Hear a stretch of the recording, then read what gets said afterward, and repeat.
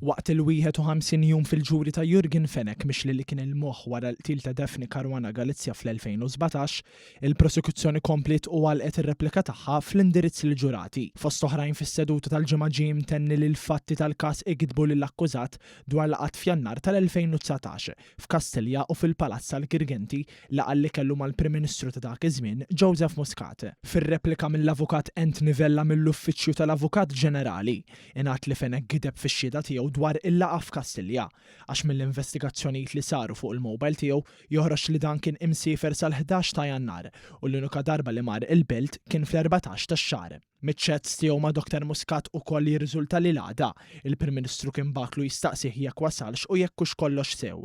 Fenech iwieġeb jumejn wara biex jiskuża ruħu għax kien ilu 8 ijiem bla mowbajl. Għaldaqstant il-prosekuzzjoni tennit li kieku Fenech mar Kastilja fl-14 ta' Jannar ma jagħmilx sens li l-Prim Ministru kien se jistaqsih hekk l-għada.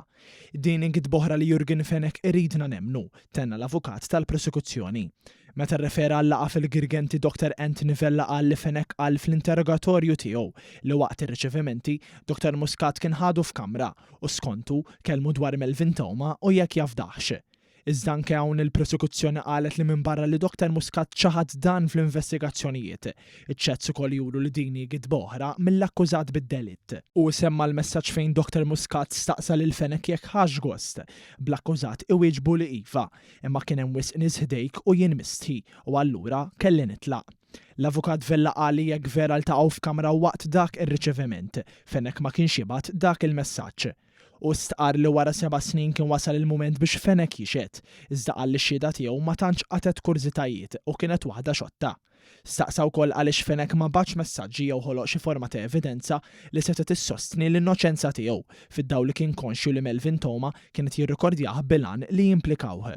Dr. Vella saq li grazzi għall-informazzjoni li għaddilhom Fenech, l-aħwa De Giorgio saru jafu li Vincent Muscat kienet jitkellem u konfrontaw l-għada fil-ħabs stess. Dan fil-waqt li qal li dawk ir-recordings li skont Fenech jimplikaw li l-Keith Schembri ma jeżistux u m'hemmx farka ta' evidenza dwar dan. Il-prosekuzzjoni komplet li waqt ix-xhieda tiegħu Fenech kienet jirreċta biex jidher persuna rispettabbli, tant li dejjem irrefera għall-vittma bħala s-Sinjura Caruana Galizia. Intqal ukoll li minkejja li kienet diġà nqatlet u kien jgħid li jrid jitfaħħa minn Porto Maso għal isfel u li ma jiddispjaċihx. Għalhekk skont Dr. Vella l-akkużat għandu jdejhim ċabsin bid-demm. Dr. Vella saq ukoll li Thoma dejjem żamm konsistenti mal-istess verżjoni li qablet ukoll mat-timelines li ħarġu mill-investigazzjoni u jisemmix seta' wassal lil Jurgen Fenech biex jordna l-qtil ta' Caruana Galizia, partikolarment minħabba blog post fuq il-kumpanija tiegħu 17 Black u kien mimli rabja u mibeda lejn il-vittma. L-avukat tal-prosekuzzjoni stqar li d-difiża qed tipprova titfa' kollox fuq Keith Schembri meta lanqas biss talbet konfronti filwaqt li m'hemmx evidenza li l-ex Chief of Staff kellu xi mottiv. Fit-tmiem tar-replika mill-prosekuzzjoni Dr. Vella qal li l-ġurati għandhom jiddeċidu biex titwettaq ġustizzja ma' Daphne Caruana Galizia. Jgħid li dan huwa l-aħħar ċans biex isir dan. Sa dan it-tant wara li tlestit ir-replika mill-prosekuzzjoni l-avukat Charles Mercia fisem id-difiża beda jindirizza l-ġurati għall-aħħar darba permezz tal-kontroreplika. Il-ġuri jissokta s-sibt filgħodu.